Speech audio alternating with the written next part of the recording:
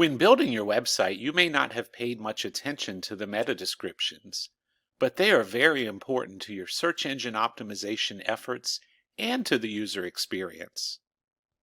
Meta descriptions live behind the scenes in your website's source code. You can view the source code by using the keyboard shortcut Control plus the letter U. In the source code for this website, you can see that we have set the meta description to locally and family-owned pest control and termite extermination services in Lake Gaston, Southside Virginia, and Northern North Carolina. Call 800-734-1724.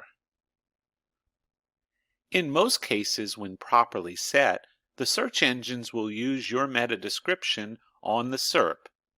Just so you know, the SERP is the Search Engines Results page. When setting your website's meta descriptions, you will want to include keywords that are important to your business. You'll also want to make sure that the meta description is easy for users to read.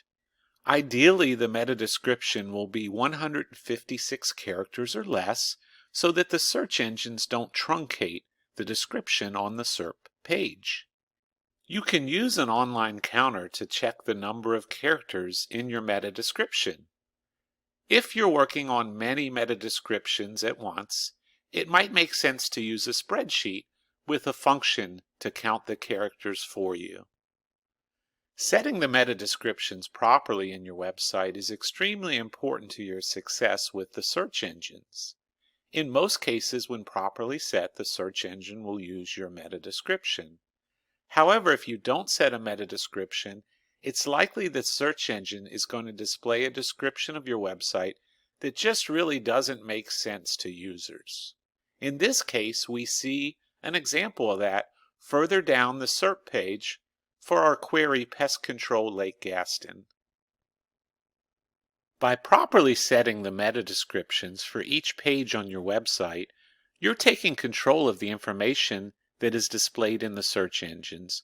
You're giving your user a better experience, and you're likely to affect search engine optimization in a positive way.